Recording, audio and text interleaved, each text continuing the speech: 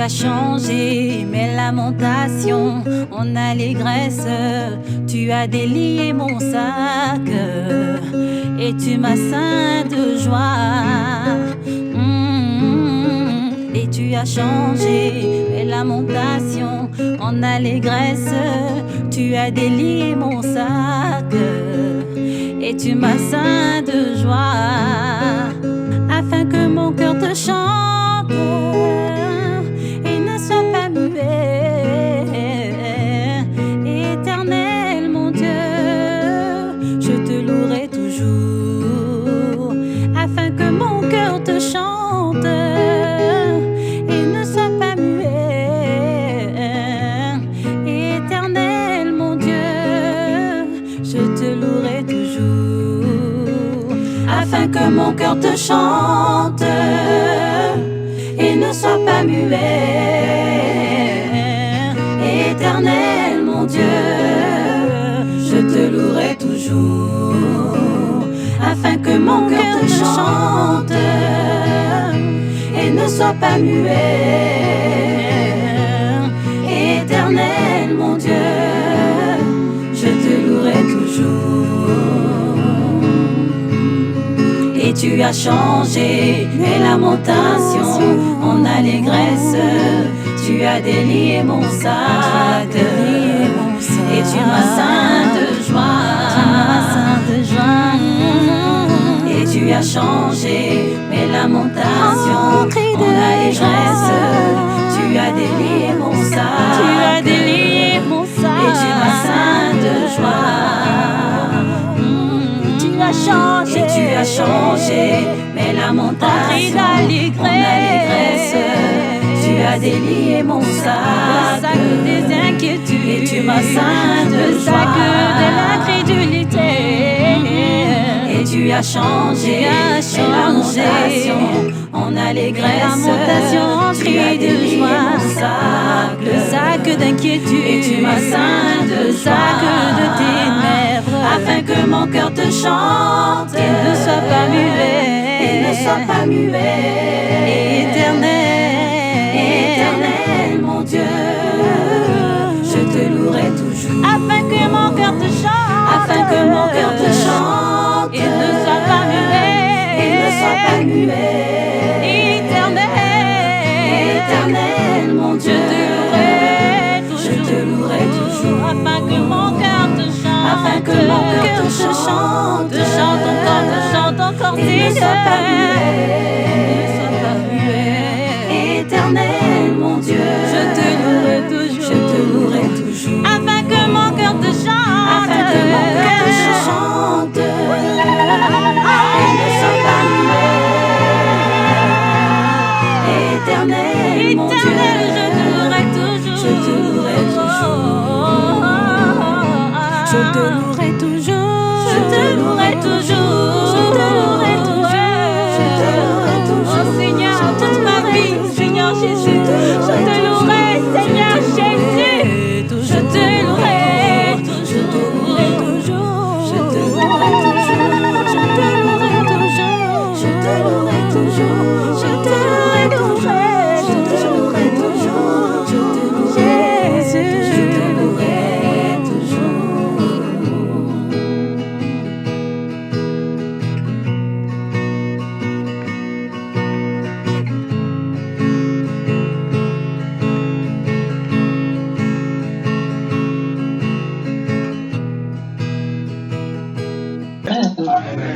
Amen. Prenons donc Matthieu chapitre 11.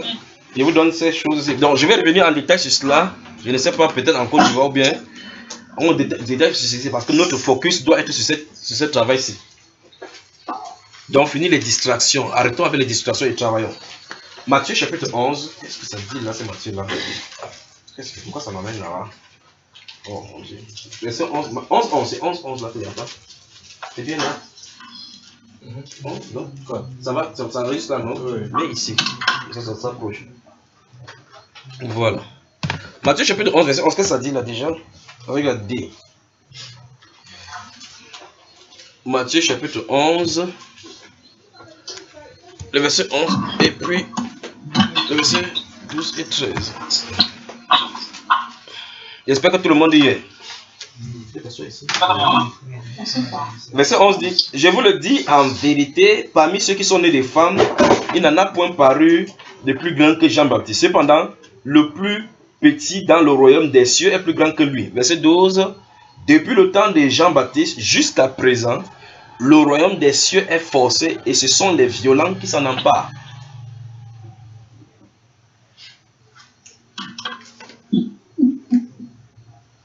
Vous y êtes? Le Seigneur Jésus dit que ce sont des violents qui s'en emparent. Et en fait, ce verset-ci, beaucoup de personnes, peut-être vous avez souligné ça dans votre Bible. Peut-être vous utilisez même cette terminologie-là. Peut-être vous l'utilisez, cette terminologie. Notez Nombre chapitre 14. Merci Père. Notez. On va commencer à y aller maintenant. Notez. On va y aller.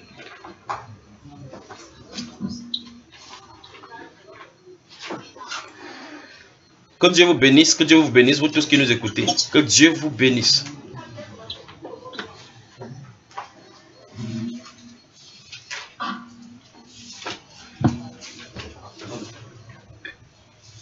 Nombre chapitre 14, 1 Corinthiens chapitre 10. Nombre chapitre 14, 1 Corinthiens chapitre 10. On va parler maintenant d'un sujet. Merci Père.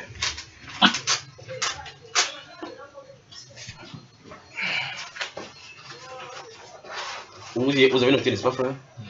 Notez Ecclésiaste au chapitre 7, le verset 10. Le verset 10 d'Ecclésiaste 7.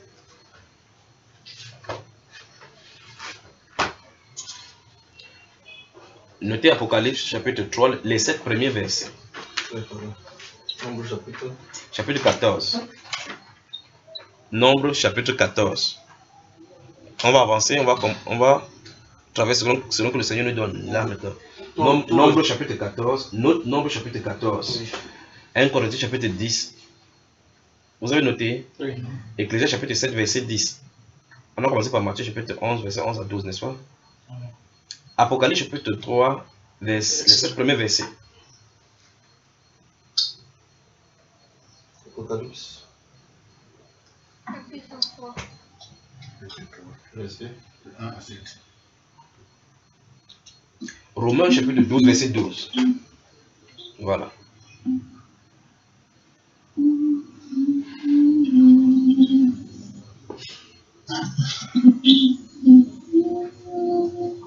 Ça chante dans le cœur de qui comme ça?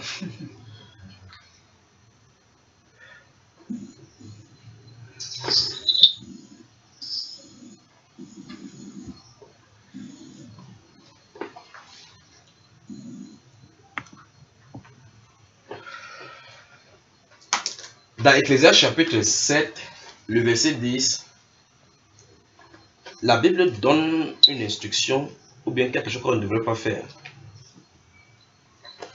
Il dit, ne dis pas d'où vient que les jours passés étaient plus meilleurs que ceux-ci.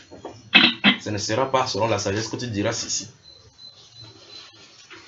Vous y êtes, frère? C'est ce que Ecclésiaste chapitre 7, verset 10 dit. Donc, n'essaye pas de regarder derrière pour comparer à aujourd'hui. N'essaye pas de regarder derrière pour mouchader. Dieu interdit les murmures. Les murmures. Les murmures. Et ce que nous appelons murmure, très souvent vous pouvez murmurer sans savoir que vous êtes en train de murmurer. Parce que vous agencez les mots. Un peu comme lorsqu'on est en train d'adorer, vous pouvez adorer. Quand vous dites Seigneur, tu es Dieu. Ah, ta grâce est infinie. Ta force est incommensurable. Vous venez d'adorer le Seigneur. Vous savez ça, frère? Vous savez que quand vous dites Amen, Alléluia, vous venez de l'adorer. Vous savez ça, n'est-ce pas? C'est ce que la Bible appelle. Donc, en faisant ça, vous l'adorez. Donc, vous pouvez penser que en fermant les yeux comme ça, la chair de poule vient sur vous faire ah, tcha, tcha, tcha, tcha, tcha, tcha, tcha, tcha. Vous fermez les yeux, vous balancez comme ça à gauche, balancez à droite, on chante le slow chrétien. Et que ça fait que vous en allez l'adorer. Que ce ne soit pas ça l'adoration. Parce qu'il a dit les adorateurs l'adorent en esprit et en vérité. Vous voyez, une vérité sort et que quelque chose sort dans votre âme. Le Saint-Esprit Pontus là d'Amen. Vous dites, qu'est-ce qui m'a fait dire Amen? Ça sort de votre bouche, Amen. Vous venez d'adorer le Seigneur. Donc, quand vous lisez la Bible, vous allez dans la Bible, vous allez voir plusieurs styles de définition. C'est-à-dire que ce que nous considérons comme adoration. Je suis en train de prendre l'exemple, aller au niveau des murmures, d'accord? Et là, vous voyez, vous êtes surpris qu'en réalité, plusieurs fois devant le Seigneur, on murmure. Et c'est ce qu'on va découvrir maintenant. Donc, avec ce que nous sommes en train d'avancer là maintenant, pour entrer avec violence, vous devrez utiliser effectivement la violence pour pouvoir vous emparer. Dans le livre de Luc, à un moment donné, le Seigneur Jésus va faire route à Jérusalem. La Bible déclare que des grandes foules faisaient route avec lui à Jérusalem. Pendant qu'il marche, le Seigneur Jésus leur parle. Il marche, le Seigneur Jésus leur parle. Quand ils ont écouté l'évangile, la façon qu'il prêchait, en fait, quand ils écoutaient l'évangile, ils regardaient dans l'atmosphère, dans le paysage, ils voyaient que, en fait, en réalité, la façon dont ils prêchent là, si les gens vivent comme ça, ils ne croient même pas que quelqu'un puisse vivre. Ceci avait dépassé même les gens d'avant. Dans ce livre d'Éclairage, chapitre 7, chapitre 8, jusqu'au point où les gens disent qu'il n'y a même pas un juste. Qu'il n'y a pas un juste sur la terre, il n'y a personne qui puisse dire qu'il ne prêche pas. C'est ce qu'ils ont dit dans l'Ancien Testament. Mais là, quand ceux-là ont entendu le Seigneur Jésus prêcher, même les propres disciples, quand le Seigneur Jésus va parler du mariage et du sujet du non-divorce, ils vont dire que si telle est la condition de l'homme vis-à-vis de la femme, il n'est pas avantageux de se marier. Vous voyez, parce qu'ils ont entendu que le niveau, le standard que le Seigneur Jésus les a amenés, c'est fort. Que avant d'avancer là-bas, mesurez bien le prix. Vous vous mariez, vous ne devrez pas vous séparer. C'est-à-dire que c'est comme ça parce qu'ils savent ce que c'est que les femmes. La femme, quand elle va te rendre la vie amère, même Nondolé et l'aloe vera ne voit pas le carreau. Vous voyez cela? Mais lorsqu'elle va te rendre la vie difficile, quand elle te fait un bon plat d'indolé, comme la soeur Grace sait faire là, vous allez n'importe où vous voulez seulement rentrer rapidement. Je vous le dis. Donc elles savent être bien, comme elles savent être quoi? Des meurtriers. Une femme qui peut enlever l'enfant, aller jeter au WC, alors que pendant que l'autre en est des chéris. Vous voyez les comportements, n'est-ce pas? Alors lorsqu'on doit ouvrir notre cœur et utiliser des violences pour s'en emparer, ça veut dire que si vous mesurez bien sur le plan humain, le standard que le Seigneur Jésus a de parler, vous allez savoir qu'en réalité, c'est difficile pour l'homme d'entrer. Et c'est ce qui est arrivé avec celui-là. Quand il a entendu les prédications du Seigneur Jésus, il dit, Seigneur, n'y a-t-il qu'un peu de gens qui soient sauvés? Donc, ça dit qu'à l'instant ça, il comprend que à ce rythme-là, les gens qui ont respecté ces conditions-là sont peu nombreux. Donc, quand il écoute la prédication, au lieu d'orienter la prédication vers lui comme un miroir et chercher à savoir si lui, il respecte la condition, il commence à regarder pour les gens. C'est un peu comme quand les gens vous disent aux gens que baptise-toi. Il dit que frère, j'ai une question, tu dis oui. Il dit, et si on est dans le désert? Et là vous êtes là où il n'y a pas le désert. Il pose la question pour les autres. Il commence à poser la question, et si on est là où il n'y a pas l'eau, qu'est-ce qu'on doit faire? En attendant, est-ce qu'on est là où il n'y a pas l'eau? Il baptise, il ne baptise pas, il ne dit pas, je m'en vais me baptiser. Quitte à ce que si quelqu'un ne rencontre pas l'eau, c'est son problème. Donc quand vous écoutez l'évangile, vous avez écouté d'abord pour vous-même. Oui, le Seigneur qui dit ici que chacun use des violences pour s'en emparer. C'est ça, frère? Donc c'est individuel. Maintenant, cet homme-ci dit au Seigneur Jésus-Christ que y a-t-il que peu de gens qui doivent entrer, qui seront sauvés? Le Seigneur avait déjà dit ça. Si vous lisez le livre de Matthieu, chapitre 7, vous allez voir clairement qu'il a dressé les deux tableaux là-bas. Il a dit large et spacieuse et à la voie qui mène à la perdition. Plusieurs entrent par là. Après dit étroite et resserrée, la voie qui mène à la vie éternelle. Peu de gens le. Donc il a vraiment dit que c'est peu de gens qui vont entrer. Donc en clair, en enfer, il y aura plus de gens qu'au paradis. N'est-ce pas, frère? Maintenant, quand celui-ci pose la question au Seigneur Jésus, y a-t-il que peu de gens qui soient sauvés? Le Seigneur Jésus se tourne. Il ne dit pas oui, il ne dit pas non. Il dit efforcez-vous d'entrer. Efforcez-vous d'entrer. Donc, normalement, quand il écoutait comme ça, il devait dire maintenant, est-ce que je suis à la lumière de ce qu'il a en train de dire là? Est-ce que je respecte les conditions? Et s'il ne respecte pas, il dit qu'est-ce qu'il doit faire pour respecter les conditions? Ne regardez pas pour les autres. Premièrement, la poutre qui est dans ton, veillez donc sur votre vie spirituelle. Alors, dans cette marche, dans cette vie spirituelle, il peut arriver qu'on murmure sans s'en rendre compte. C'est la partie du murmure que le Saint-Esprit veut qu'on regarde ce soir-ci, avant d'avancer. Vous m'écoutez, mes frères et sœurs dans le monde, les murmures. Et remarquez, là, on a commencé dans ce livre d'Ecclésiaste, chapitre 7, verset 10. Il ne dit pas que d'où vient-il que. Pour quelqu'un qui vit aujourd'hui, peut-être tu avais l'argent avant. Et maintenant, tu regardes à gauche, à droite, il n'y a pas quoi que ce soit. Pour qu'on commence à en sortir. Tu dis que, oh, je me souviens quand j'avais l'argent sur la terre ici. Il dit, ne dis pas ça. Ne dis pas ça parce que chaque jour, à chaque jour suffit sa peine. Il y a un temps pour toutes choses. Un temps de vivre dans l'abondance, un temps de faire tout. On avance maintenant. Commençons donc dans Nombre chapitre 14. Que Dieu vous bénisse alors que vous écoutez. Amen. Évitez les murmures. Et donc, nous allons là-bas pour que le Saint-Esprit nous montre un exemple de ce que lui, il appelle quoi? Murmure. Parce que ces choses, ce sont des gangrènes dans nos vies spirituelles. Vous pouvez murmurer et puis par la suite de la Bible, vous chantez les louanges de Dieu, ne sachant pas que vous êtes sous le coup de la... S'il vous plaît, aidez quelqu'un à trouver un nombre. Est-ce qu'il y a des gens qui sont allés chercher le nombre d'abord vers Apocalypse? Ça qui est facile alors. On dit que aider à trouver le nombre à côté des Deutéronomes. 159, tout le monde a ton livre alors. Tu vas bien, tu aides bien, n'est-ce pas frère? Vous y êtes tout le monde? Nombre, chapitre 14. Nombre, chapitre 14. Souvenez-vous que lorsque nous nous assemblons autour de la parole, ce n'est pas pour écouter un homme. C'est pour savoir ce que le Seigneur a dit pour nous et de nous afin que nous sortions meilleurs. C'est-à-dire s'il y avait des choses à corriger, que nous corrigeons. C'est pour cela. On ne vient pas seulement par le souci de le faire. Vous pouvez rester comme ça. Une seule parole est suffisante pour créer un déclic chez vous. Une seule parole. Et vous pouvez rester de la même façon. Vous écoutez une parole alors qu'en réalité vous viviez dans le péché sans vous en rendre compte que c'était le péché. Jusqu'à ce que le Saint-Esprit mettre le doigt là-dessus. Il veut qu'on parle des murmures que nous faisons sans nous en rendre compte. D'accord? Ce sont des gangrènes. Allons-y, verset 1. Toute l'assemblée éleva la voix et poussa des cris et le peuple pleura pendant la nuit. Vous y êtes? Tous les enfants d'Israël murmuraient. Vous avez ça devant vous, verset 2. Verset 2 du Nombre 14. Tous les enfants d'Israël murmuraient contre Moïse et Aaron et toute l'assemblée leur dit. 2 points. Donc, ce qu'ils vont citer là est l'équivalent de quoi? Du murmure. C'est pas ce que vous comprenez? Ok. Toute l'assemblée, tous les enfants d'Israël murmurèrent contre Moïse et Aaron et toute l'assemblée leur dit. Que ne sommes-nous morts dans le pays d'Égypte ou que ne sommes-nous morts dans ce désert? Pourquoi l'Éternel? Vous y êtes frère? Pourquoi? Pourquoi? Je veux que vous souligniez le mot. Pourquoi?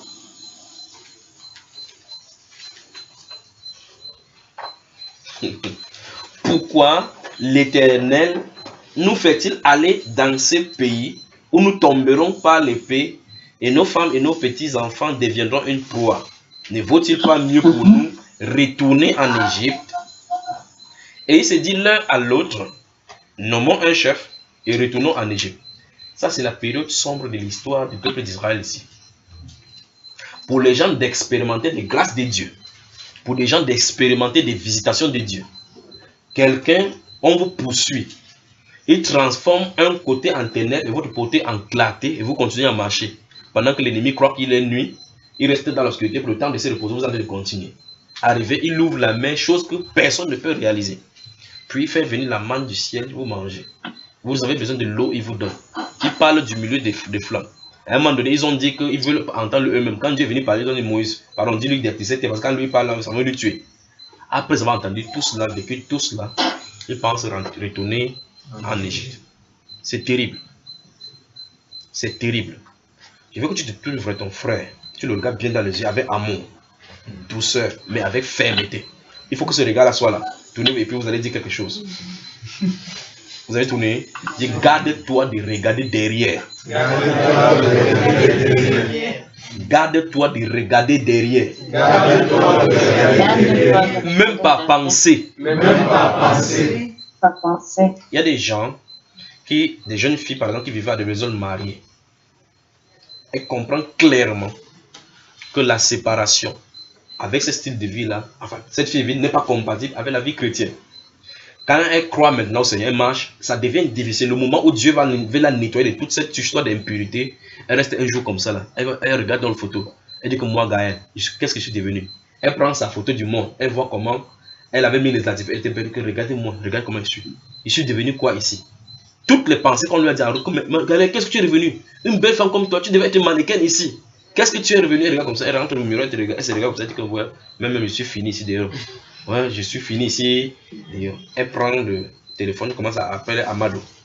Amadou, c'est l'ancien homme riche qui sortait avec elle, avec qui elle avait dit que c'était fini. Même la pensée de penser à Amadou, c'est interdit. Elle veut retourner en arrière. Les Juifs, voici la période sombre de leur histoire. Vous avez noté 1 Corinthiens chapitre 10. Voilà, notez, on va y arriver. Regardez très attentivement. Ils vont dire que pourquoi ne sommes-nous pas morts dans le désert ou bien en Égypte? Donc, ils auraient préféré vivre dans la captivité, dans les souffrances et mourir. Mais mais il ne veut pas expérimenter si des souffrances qui est là pour les entraîner. Et Dieu, donc, avec raison, de dire dans Deutéronome chapitre 6, qui t'a fait passer par cet affreux désert afin de leur apprendre que l'homme ne vivra pas de pain, mais de toute parole qui sort de la bouche de Dieu. Dieu voulait donc que son peuple dépende de ce qu'il a dit uniquement. Dieu voulait, par ces épreuves, par ce parcours-là, que son peuple apprenne à dépendre de lui, de ce qu'il a dit. L'homme ne vivra pas de pain, mais de toute parole qui sort de la bouche de Dieu. Parce que vous pouvez manger le pain sans être satisfait. Parce que vous ne pouvez pas satisfaire votre âme avec le pain. Mais il faut qu'il donne le pain qui descend du ciel. Vous voyez cela? Alors, donc, la Bible déclare clairement que Dieu a dû prendre... Voici une leçon de vie. Et Dieu dit clairement que ce style de leçon, il a pris 40 ans pour leur apprendre cela. Ça vous fait quoi, la frère? Donc, apprendre pour Dieu, Dieu ne veut pas seulement te dire quelque chose de bouche à oreille. Il te fait apprendre par les circonstances. Les circonstances, il devait apprendre les Juifs. C'est plus tard qu'il écrit que je t'ai fait passer par cet affreux désert où n'ont pas connu tes pères, afin que tu comprennes, que tu apprennes que l'homme, dont le but de le faire passer par là, c'était pour le faire apprendre que l'homme n'est... Pendant combien d'années, frère, il a fait apprendre cela? Pourquoi ne dit-il pas dans le siècle, attends, peuple juif, il vous fait passer là-bas pour vous entraîner. Par les circonstances, il devait apprendre à dépendre de lui. Il devait apprendre, lorsqu'il y a la présence de Dieu, ce n'est pas seulement en ce moment qu'il faut le craindre. Il faut savoir que Dieu est là quand il n'est pas là, manifestement. Même quand il est dans l'autre côté du rideau et qu'on ne voyait pas sa manifestation, il est toujours là. Il attend qu'on dépende de lui de la même façon comme s'il était là manifestant. Vous voyez cela? Alors quand les Juifs, quand ils se tournent comme ça, il n'y a pas de concombre. Ils disent que, hey, la sauce gombo. Tu te souviens en Égypte, quand on était là-bas à la rue de la Joie, il y avait la sauce gombo et le poisson. Mince, mince, mince. Moïse nous fait quoi là? Après, ils osent appeler la nourriture des grands que Dieu a donné de la part de son serviteur. Il appelle ça cette nourriture qui dérange leur âme. La manne qui était là pour les garder. Même pas la maladie ne les a rattrapés. Quand ils mangeaient ça, ils ne pouvaient pas être malades pendant 40 ans. Il dit que cette nourriture, ça découpe leur âme. Regardez ce que les êtres humains peuvent faire. Ils aiment la variance des concombres, la sauce gombo. Il dit qu'ils aiment quand c'est gluant. Souvenez-vous de ce que les Juifs ont fait. Mais voici le point. Le point, c'est que quand ils ont dit que nous souhaiterons, nous préférons l'autre état passé. À cet instant, Dieu a dit qu'ils ont murmuré. Ils ont posé la question que pourquoi l'Éternel nous a fait ça. Il n'est pas obligé de vous expliquer le pourquoi. Et ils disent même que quand ils entrent dans ce pays-là, c'est pour aller mourir. Donc ils savent même là où il les attend. Et Dieu dit, avait proféré la promesse, en élevant ça en serment, il a dit que je vais vous donner ce pays où coule le lait et le miel. Quand il disait ça, il ne leur a jamais dit que mais ils vont passer par le désert. Il n'a jamais dit qu'il y a les enfants d'Anak là-bas. Il leur a dit même dans ce chapitre 13 d'aller faire l'exploration, n'est-ce pas frère? Ils ont fait l'exploration, ils sont allés, ils ont vu et le lait, en vérité ce pays-là c'est le pays où coule vraiment le lait et le miel. Mais Dieu avait oublié de savoir qu'il y avait les géants là-bas, les enfants d'Anak, ils sont grands, hein. Nous sommes à leurs yeux comme des fourmis. Dieu ne voit pas de difficultés quand il veut t'offrir quelque chose. Vous pouvez voir des difficultés, il te dit que tu n'as pas de problème. Mais c'est toi qui vois la difficulté. Quand il a dit aux Juifs là que allez prenez ces pays là où coule le lait et le miel, ils ne savaient pas qu'il y a des enfants d'Anak là-bas. Ils ne savaient pas, frère. Il n'aura pas dit préparez-vous, équipez-vous avec les armes, les gars sont forts. Il a dit que allez prenez la possession. Qu'est-ce qui ne va pas? Est-ce que la façon que Josué a pris Jéricho c'est conventionnel? Quand il arrive là-bas, il fait le tour, le 7e jour, vous allez sonner les trompettes. C'est écrit dans quelle manière de guerre que c'est comme ça qu'il faut combattre. Pendant qu'il tournait un jour, les gars là sur les mouillés, ils disent que ces gars-ci, quoique 40 ans de désert les ont embrouillés. Ils ne connaissent aucune tactique de guerre, n'est-ce pas, frère? Mais l'Éternel a donné la voix. Il tourne. Pendant qu'il tourne, le gars monte sur le mur, il les voit aussi. Que le gars chante, ah, l'Éternel, la gloire. Ah, l'Éternel, la gloire. Même le chef des Chériques dit qu'on va aussi voir le Wonderful ici dehors. Il regarde les gars danser. Il dit que, ok, ne les attaquez pas tant qu'ils ne sont pas là. Parce que, en montant sur les murailles, on peut vous atteindre facilement avec les flèches. Et ils n'avaient pas des armes pour pouvoir développer pour les atteindre. Humainement parlant, ils ne pouvaient pas compter sur leur armée. Dieu dit, voici la solution. Il va faire écrouler ces murailles. Faites seulement le tour. Votre rôle, c'est faire le tour. Les sacrificateurs en tête. Les sacrificateurs, c'est ceux qui ne portent pas les armes. Ils portent des choses, des attributs des dieux. Les gens qui ont les armes, c'est derrière. Donc, sur le plan conventionnel, même Genève ne comprendrait rien sur cette convention de guerre. Quand vous allez lutter, vous mettez les gens les plus faibles devant. Hein, frère?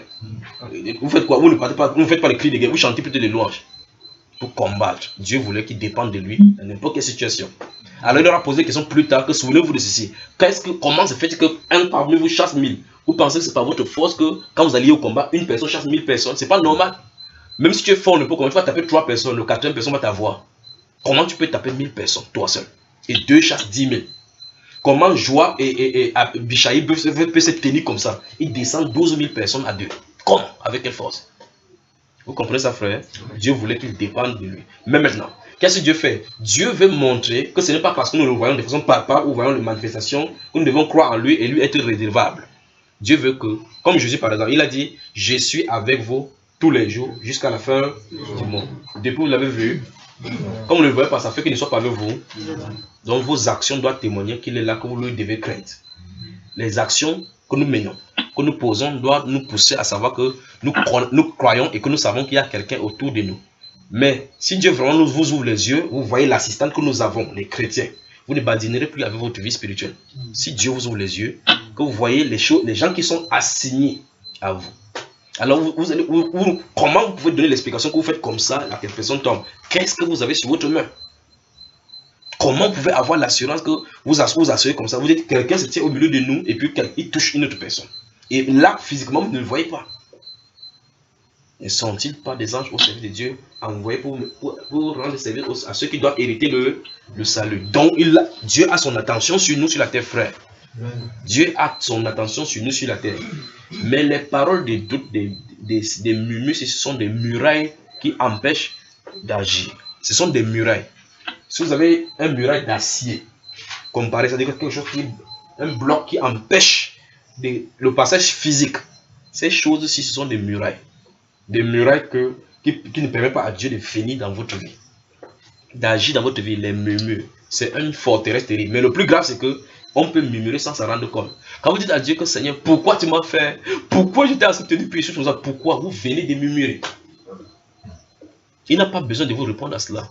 Il est souverain. Quand vous dites il est Dieu, dans ces cas où la crainte que on lui doit. Donc vous dites à Dieu, vous avez souligné pourquoi, n'est-ce pas? Vous avez souligné dans le verset 3 et 4. Il a dit, pourquoi l'Éternel nous a-t-il fait sortir de Dieu pour que nous mourions? Pourquoi? Donc ça veut dire que Dieu n'était pas au courant qu'il pouvait mourir, qu'il y avait quelque chose qui lui dit. C'est-à-dire, il veut dire Dieu est limité, il n'est pas tout puissant. Dieu est tout puissant. L'Éternel a qu'il a envoyé son fils jusqu'au milieu des gens, grandit ici.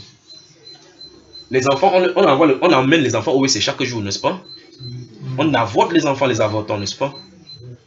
Quand il est né, il y avait les gens avaient armée physique là-bas à côté. On a blindé sa maman chez le marabout pour que les sorciers ne touchent pas l'enfant. N'est-il pas né comme ça? N'a-t-il pas grandi au milieu des gens? On n'a-t-on pas tenté de le tuer sans pouvoir?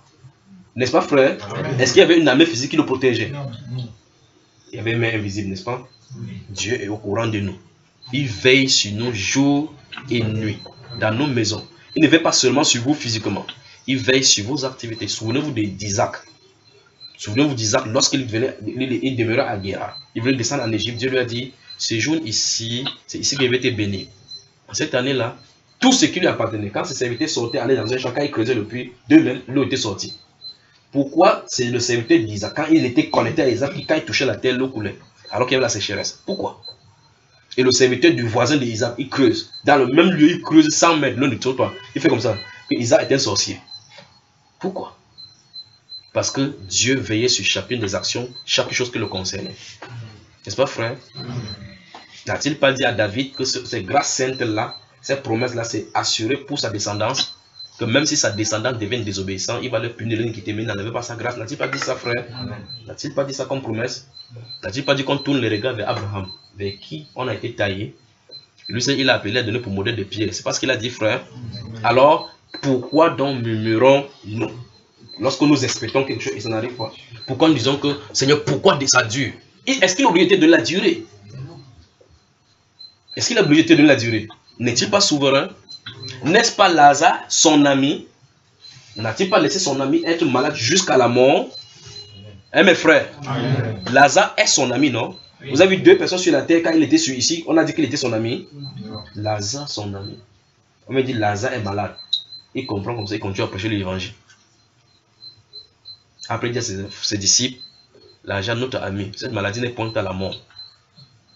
Après, il vient dire que Lazare dort, il va le réveiller. On dit que non, s'il veut le réveiller, est-ce que tu as besoin d'aller jusqu'à là-bas le réveiller? Laisse-le voir, c'est normalement quand quelqu'un dort, il se réveille. Il le réveille comme ça, il dit que je parle de la mort. Lazare est mort. Hein? Son ami. Alors, est-ce que c'est normal que son ami soit malade jusqu'à sa mort? Il laisse, il est souverain. Il a laissé comme ça exprès. N'est-ce pas, frère? N'a-t-il pas laissé Timothée avec la maladie? Epaphras, avec la maladie, Épaphrodite, il prie chaque jour pour les gens alors qu'il est malade. Hein? Trophime n'était pas malade, frère. Amen. Ok. L'apôtre Paul aussi, avec la grande puissance d'onction qu'il avait sur lui, n'avait-il pas les chartes qu'il a intercédé même 3 fois avant que Dieu lui a dit que ma grâce te suffit? Amen. Alors comptons sur lui, faisons-lui confiance. Ne murmurons pas. D'accord, frère? Amen. Ne murmurons pas. Lorsque vous dites à Dieu, Seigneur, pourquoi les choses me dérangent? Pourquoi ça me dérange? C'est trop, trop, c'est trop. Vous venez de murmurer. Ne murmurons pas. Maintenant, comment dans les difficultés, ou bien dans les épreuves, dans les problèmes que vous avez, les choses qui vous touchent l'âme, comment vous devez faire? Comment? C'est Anne qui vous donne la solution, la façon dont il faut faire. Anne, prenez son exemple. Anne, souvenez-vous de Anne, chapitre 1 de 1 Samuel là, et chapitre 2. Vous vous souvenez de cela, n'est-ce pas? Si quelque chose vous touche à l'intérieur et ça vous fait mal, Dieu a dit quelque chose. Déchargez-vous sur lui de tous vos soucis. Il a donné cette promesse. Il n'a pas demandé de murmurer, de commenter les soucis. Il n'a pas demandé cela. Vous commentez les soucis, vous méditez sur vos soucis, vous murmurez. Si vous les commentez, si vous les méditez, vous méditez sur ça, que j'ai tes soucis, ça me dérange. Vous allez sortir chaque fois, vous tournez même dans le sommeil, vous allez faire tchir. Vous savez comment on fait avec la bouche comme ça? Vous dormez comme ça, tu entends, même si ton mari te tue, tu dis, il tchoup, tchoup, tchoup, tchoup. Parce que vous êtes dans l'amertume. Ne commentez pas les soucis. Ne commentez pas les soucis. Si ça vous dérange, il y a une façon de le faire. Déchargez-vous sur lui. Parlez-lui jusqu'à ce que ce poids-là quitte votre âme. Quand ça quitte votre âme, vous arrivez à l'endroit où on parle de la prière des justes à une grande efficacité. D'accord? Ne murmurez pas. Ne murmurez pas. Souvenez-vous que Elkana, comme il avait 2 femmes, l'autre la Pénina, poussait chaque fois quoi, Anne. Tu sais, Jésus, depuis longtemps, aucun enfant. Chaque jour, je suis à la prière. Tu es aussi à la prière. Et que Anne tente de dire que dis à ton fils, de même plusieurs, dit que ça soit la dernière fois. Accouche-toi pas dans. Imaginez comment, quand tu entends cette voix là dans ton oreille, quand tu vas te coucher à ta place, comment tu peux faire? Tu sais le vrai Dieu. C'est le vrai Dieu qui donne l'enfant. La personne qui ne sait pas Dieu, quand elle a dit bonjour, elle tombe enceinte. Ces choses-ci sont là pour nous apprendre à avoir confiance en Dieu. Sinon, la Bible déclare là-bas que Pénina la poussait comme ça à se rebeller contre Dieu qui l'avait rendu quoi? Terrible. Qui avait rendu Sarah stérile? Pardon? Ok. Si elle murmure, ça change de station. Bon, mais si c'est Dieu qui a fait, tu vas aller te plaindre à qui pour qu'il l'ouvre. Qu'est-ce que Dieu attend derrière cette affaire? Quand Dieu fait quelque chose, il met une pause quelque part, il a un but et un dessein derrière. Et remarquez très bien, chaque fois qu'elle est ouverte, tous les ventres de ces femmes-là, il en est né quoi? Des prophètes. Des prophètes qui nous prophétisent jusqu'à ce que nous sommes fiers de leur vie maintenant. Or, il ne veut pas seulement donner l'enfant pour que tu montres à l'autre que j'ai aussi un enfant. Parce que cet enfant-là, si ça vient, pam, dans le ventre, il commence à taper dans le ventre, tu vas rentrer comme Rebecca pour dire que mais c'est comment? Je t'avais dit que tu me donnes l'enfant par ceux qui me combattent dans mon ventre. Et c'est encore l'autre problème qui va encore résoudre là-bas. Donc l'enfant peut venir avec des paramètres, des difficultés encore. Pour sortir un de ces jours, tu vas attraper ton mari comme ça. C'est pour ça que les médecins ne veulent même pas qu'ils entrent dans la salle d'accouchement. Donc tu vas le regarder comme ça, prendre la peste, danser sur lui, que c'est toi qui m'as fait ça. Alors que c'est pas lui qui a fait. Alors, Dieu veut qu'on fasse confiance en lui dans des bons et des mauvais moments. Surtout dans des mauvais moments. Parce qu'il a prescrit les mauvais moments pour nous comme une grâce de supporter pour lui. Vous avez ma frère? 1 Corinthiens chapitre 10.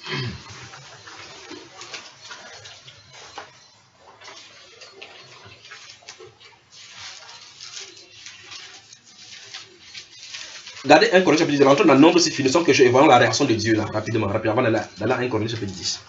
Vous vous souvenez de tout ce qu'ils ont fait. Ils ont dit qu'ils se nomment un chef. Ils veulent désigner leur propre chef. Ils devaient faire ce qu'ils appellent la démocratie. Le pouvoir par le peuple pour choisir leur propre roi, pour que ça les dirige. Et voilà où l'homme est allé se retrouver. Maintenant, regardez.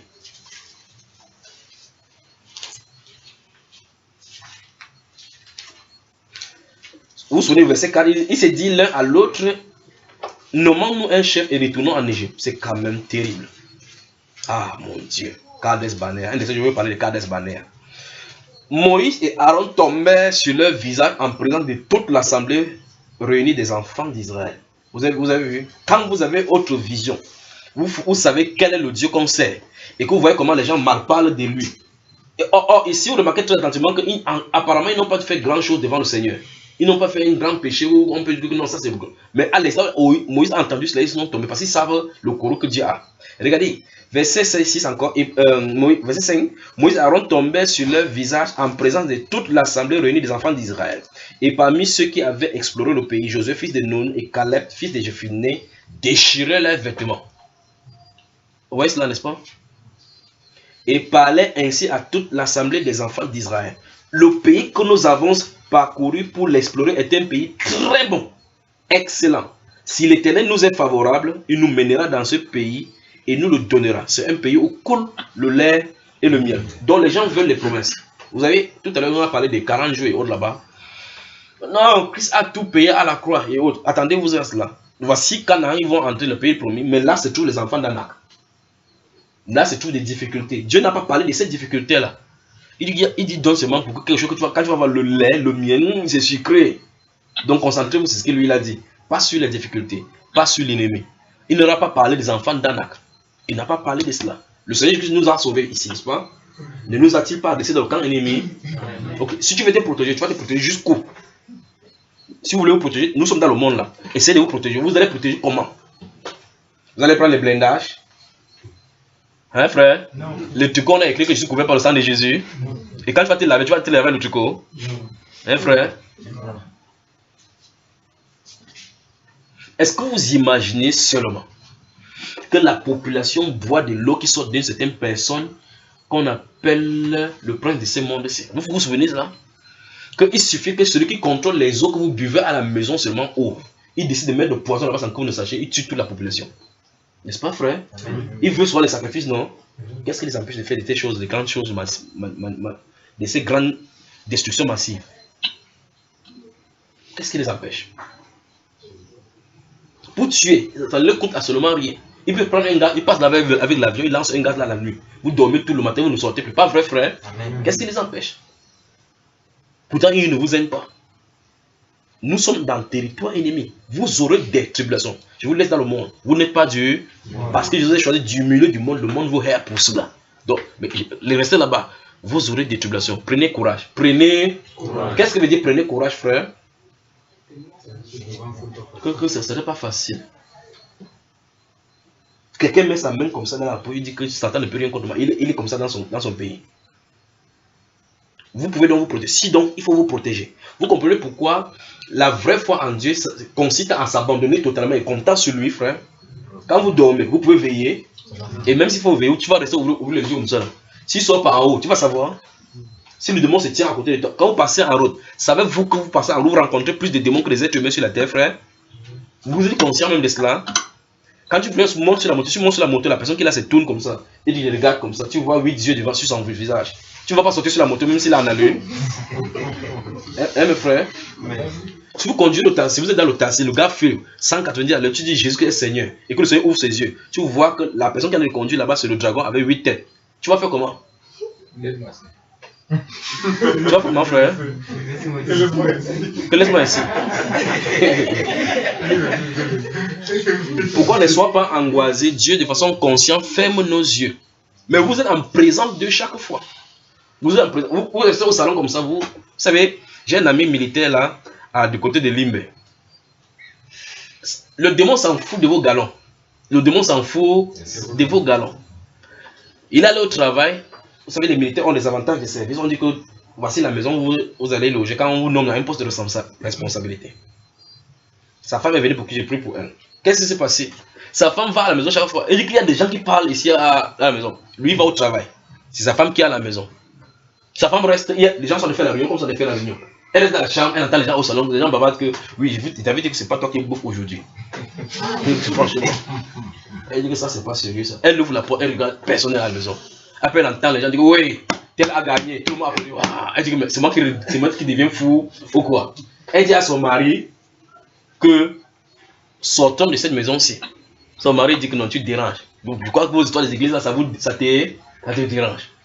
Sa femme lui dit qu'il y a des gens qui parlent dans cette maison. Il dit qu'on ne peut pas faire ça chez moi. J'ai le pistolet. Vous avez le pistolet? Le pistolet tue le démon, frère. Il est venu, il est sorti, il a sorti ses ceintures et son pistolet, déposé sur la table. Il a enlevé l'habit, il s'est tourné, il a pris le pistolet, il a allé à la chambre, il a vu le pistolet dans la chambre. Il était étonné, il a commencé à comprendre que dans la maison, là, quelque chose ne va pas descendre sur lui. Il prend l'arme, il a l'autre salon, il dit, qui est là? Il a on l'a giflé correctement. Il est sorti à l'aide dehors. Il a appelé, c'est dehors qu'il a appelé sa femme. Que sort de cette maison. Que si tu restes encore là-bas, c'est que tu vas, c'est ton premier maintenant, tu es là, dedans. Oui. Quand on l'a giflé, on a compris que ça ne va pas. Or, quand le gifle, il allait seulement voir son chef, l'Américain chef, la maison que vous avez donnée là-bas, envoyer le camion, enlever mes choses, enlever les choses dedans. C'est pour dire quoi, les invisibles, si Dieu veut qu'ils se manifestent, pour que vous voyez, il va vous effrayer. Il va vous effrayer. J'ai vu 3 démons qui sont descendus dans ce pays, c'est en 2008, février 2008. J'étais abasourdi. Quand ils marquaient le pas, vous savez, je ne sais pas comment, vous voyez le bec d'oiseau, comment, vous voyez le perroquet, c'est le perroquet, c'est comme, je crois, j'ai comme l'impression que j'ai vu un film où il y a ce genre d'affaires. Vous savez, ces films, vous appelez fantastique là, c'est pas un film au hasard. La face de ces démons-là était un peu comme, il n'y avait pas, la face était longue comme ça, mais le bout était plié comme, vous savez, comme le bout de perroquet est plié là, c'est comme ça. Quand il regardait dans une direction, il faisait, le feu balayait comme ça, ça balayait. J'ai dit, Seigneur, pas mon pays, pas mon pays. Il a dit que calme-toi, ça ne durera pas, mais il faut que ça arrive. 3. Février 2008, 400 personnes sont mortes comme ça, c'est officiellement. C'est 3 qui sont descendus. Vous voyez, du côté de Kinshasa, il se bagarre là-bas, le sang c'est partout, partout, partout, à cause des sacrifices qu'on fait dans les forêts chaque fois. Alors, si ces esprits se manifestent, et là maintenant quand c'est venu, il a dit que ça sera pour peu de temps. Après ça, il y aura la lumière. Puis maintenant, j'ai dit, il m'a montré maintenant d'autres qui vont venir et qui ne sont pas encore venus. Il a dit que ça arrive sur ton pays. D'autres là, c'était plus méchant que ceux-là. C'est 3 qu'on avait descendus. Et un chrétien est sur la terre, il dit que Satan non fofodango, macha. Ceux-là, ce sont les créatures qui suivent Satan. 3. Un seul suffit pour décimer toute l'Afrique. 1. Et quelqu'un sur la terre en train de gonfler. Vous voyez pourquoi on doit faire confiance totalement au Seigneur, frère. Les gens ne sachant pas que c'est l'abandon. L'abandon entre les mains du Seigneur. Il court, il part prendre. Vous voyez un chrétien. Il rentre chez lui, il dit que je suis allé en Afrique. Ma mère m'a donné, c'est ce que je mets souvent ça sur mon oreiller. Comment un caillou peut te protéger? Un caillou. Un caillou. Même la Bible elle-même ne peut pas te protéger. D'autres mettent la Bible comme ça là. C'est le jour là tu as le couche de nuit grave. Pas vrai, frère? Ou monter la Bible aux démons comme ça. Ça ne les effraie pas. On dit que les ministres de Satan se présentent en ministre de la justice. Donc ils lisent la Bible pour venir prêcher. Satan n'avait pas lu la Bible pour pousser le verset à Jésus. Quand il lit ça, ça ne le dérange pas. Hein? Vous pensez que ça le dérange? Ce n'est pas ça le problème. Le problème c'est si Christ est en toi, c'est ça qui le fait craindre. Si Christ est en, c'est la présence du Saint-Esprit en toi qui les bat. C'est cette présence-là. Il faut que le sceau de Christ soit marqué sur toi. Que le sang soit appliqué sur toi, sur les linteaux pour les empêcher de venir vers toi. C'est ça qu'il faut. Vous voyez cela, frère? Il faut ce travail, il faut le temps de rafraîchissement. Vous suivez ça, frère? Vous avez moi là, frère et sœurs dans le monde entier. Vous m'écoutez? Alors les esprits sont partout. Vos aéroports, c'est grave. Vous passez à l'aéroport, vous voyez les blancs sont assis. Tu vois quelqu'un de décrit comme ça là. Tu vois sa tête, c'est la tête d'un dragon. Vous le regardez comme ça là. Vous passez, vous le regardez. Les gens ne sont pas conscients, mais ils te regardent comme ça là. Mais tu prêches l'évangile là-bas parce qu'ils ont pris toute l'atmosphère, c'est eux, ils ont saturé. Alors les gens ne croient plus au Seigneur. Tu ne vois pas, chacun a des problèmes. Tu vois une maman en train de passer avec son chien comme ça là. Le chien là, ce n'est pas le chien simple. Elle est là comme ça, elle s'occupe des chiens. Elle a appelé le chien fait ting ting ting ting ting. C'est son totem. Non, les blancs sont simples. Tu vois au-dessus de lui, c'est tout un grand dragon, un grand démon en train de regarder. Il est comme ça, avec le bikini derrière son ventre, des sorciers. Tous sont pervertis. Donc, en fait, si Dieu ouvre les yeux, c'est que vous allez dire que désormais, il reste moins qu'à la maison. Et vous restez mal à la maison, on poursuit là-bas, on nombre de yeux dans un endroit là-bas, on a des prix, il passe dans votre salon, il te regarde comme ça, il dit que gars, c'est fort là-bas, il traverse. Donc, il n'y a pas de point de repos, de permanent ici-bas. Si vous ouvrez, ne faites, Seigneur, ouvre mes yeux, je vais voir, ouvre mes yeux pour voir. Vous tournez là-bas dehors, même pour aller pisser, vous ne partirez plus pisser. Donc laissez que ça soit comme ça. Faites confiance à Dieu que rien de mauvais. Déjà, vous avez grandi jusqu'à présent. C'est vous-même que vous êtes gardé. C'est quand même terrible. Quand vous voyagez dans un endroit, dans un appareil, que ce soit le bus, par quoi, c'est ça. Les gens ont voyagé, sont morts, non? Vous êtes en sorti, que celui qui est devant, c'est un satané, il vous livre dans n'importe où. Tu vas t'en sortir. C'est le Seigneur qui garde notre départ et notre arrivée. N'est-ce pas? C'est pas lui qui présente notre âme. Quand nous couchons, nous endormons parce qu'il est notre assurance, n'est-ce pas? C'est ainsi comme les enfants, abandonne-nous entre ses mains. Abandonne-nous entre ses mains. Lâchons-nous entre ses mains, un peu comme l'enfant abandonne entre. Quand tu le jettes en l'air, il les calme les mains comme ça que tu l'attrapes. L'enfant fait ça. Si c'est toi, si on te pose dans le fond, tu vas commencer à tendre la main, chercher un endroit où tu vas te soutenir, que danser, c'est fort, il m'accroche ici. Pas vrai? Laissons ça. Accrochons-nous sur Seigneur Jésus. Poussons-nous sur ses épaules. Posons-nous sur ses épaules. Posons-nous sur ses épaules. Faisons-lui confiance, un peu comme vous avez fait confiance en vous asseyant sur les chaises. Vous asseyez sur la chaise, vous restez comme ça, là, vous vous asseyez. Vous êtes confiant que la chaise va vous maintenir. Pas vrai? Appuyons-nous sur le Seigneur. Ne murmurons pas. Les événements qui arrivent dans nos vies, qui semblent-ils pour nous mauvaises, doivent être utilisés davantage pour avoir la haine, pour servir le Seigneur. Jésus dit, heureux pour ceux pour qui je ne serai pas une occasion de chute. N'a-t-il pas dit ça, frère? Heureux ceux pour qui je ne serai pas une occasion de chute. Si Christ a déjà donné sa vie, ce qui était plus important pour nous, croyons. Vous croyez? Demeurez-y. Tenons ferme. Gardons avec assurance ce qu'il a dit. Il a dit, je suis avec vous tous les jours jusqu'à la fin du monde. Il n'a pas dit, je serai avec vous quelque temps. Il a dit tous les jours. Que tu dormes, il n'a pas dit le jour. Que tu veilles, il n'a pas dit le jour. Il est avec nous. Croyez-vous cela, frère? Ne nous a-t-il pas réunis ici aujourd'hui? Amen. Continuons ici.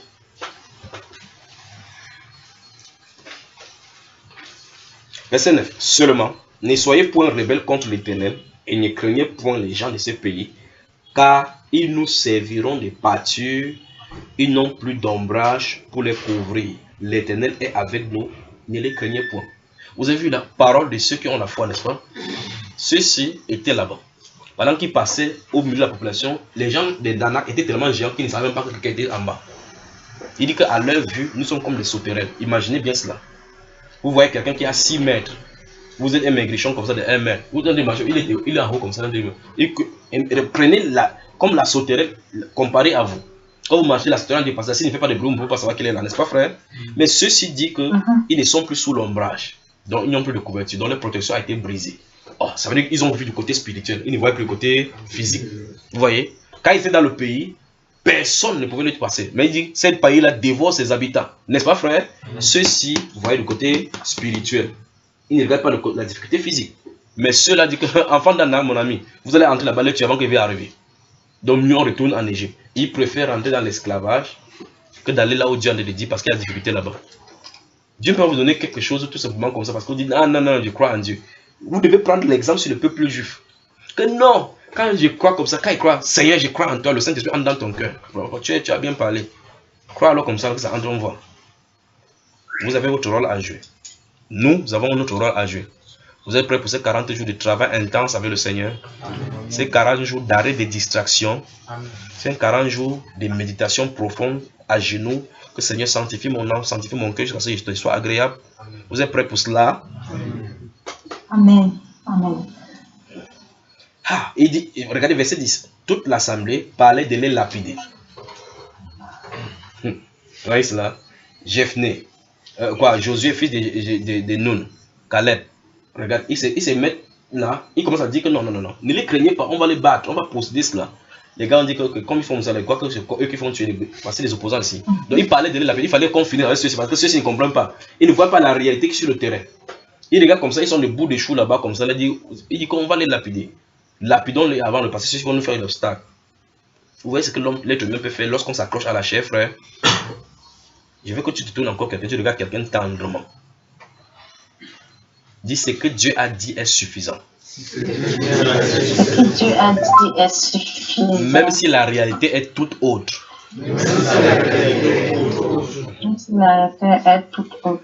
En fait, quand Dieu vous disait, si tout était facile, c'est qu'on n'aurait pas besoin de foi. C'est la difficulté, le blocage qui est au devant de nous. C'est quelque chose qui semble être impossible.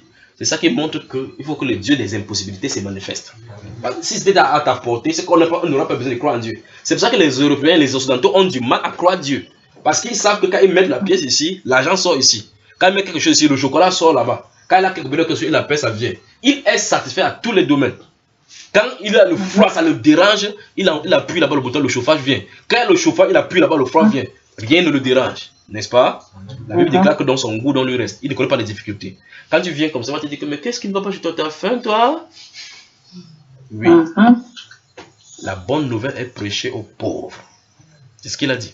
Quand il a dit, allez leur dire que les difficultés que les gens avaient là, c'est fini. Et puis la bonne nouvelle est prêchée aux pauvres. C'est dans, comme il a dit dans ce proverbe chapitre, dans ce Job chapitre 32, il dit c'est dans les difficultés qu'il donne ses instructions. Vous voyez cela, n'est-ce pas? Regardez ici. Toute l'assemblée parlait, verset 10 des Nombres chapitre 14, toute l'assemblée parlait de les lapider. Lorsque la gloire de l'Éternel apparut sur la tente d'assignation devant tous les enfants d'Israël. Donc si tu n'intervenais pas ici, il devait toucher Josué, même Moïse, il devait confirmer. Et l'Éternel dit à Moïse, jusqu'à quand ce peuple me méprisera-t-il? Jusqu'à quand ne croira-t-il pas en moi? Malgré tous les prodiges que j'ai faits au milieu d'eux. Il veut que vous mesurez bien ceci. Vous dites que ça c'est le peuple juif. Vous dites ça c'est le peuple juif. Vous avez été dans des difficultés plus tôt, dans le passé. Vous avez dit, oh Seigneur, subitement la difficulté s'est estompée. Sans que nous voyons comment. Dieu a intervenu. Après vous dites que, waouh, Seigneur merci. Mais autre difficulté c'est position maintenant. Comme Dieu laisse perdurer, ça veut dire que Dieu tu es où? Avant que vous m'invoquiez là-bas, il était d'abord où? Vous me suivez, frère? Dieu dit, malgré tout ce que j'ai fait, il ne m'avait toujours pas à croire. Dans Jean chapitre 12, verset 37 et suivant, la Bible déclare que malgré tant de miracles que Jésus avait fait au milieu d'eux, ils ne croyaient pas afin que ça accomplisse ce qui avait été écrit. Il a rendu leur cœur insensible. Donc, les signes que Dieu a fait dans le passé, pour nous, sont des socles, des appuis, pour compter sur lui plus tard dans les éventuelles difficultés.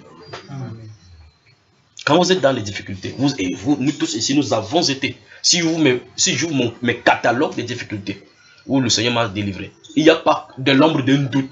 Peut-être vous pouvez encore avoir le doute que c'est sûr que Dieu existe. Vous comptez sur la foi de quelqu'un que non. Comme il dit que je crois. Mettre l'enseignement d'abord. D'accord.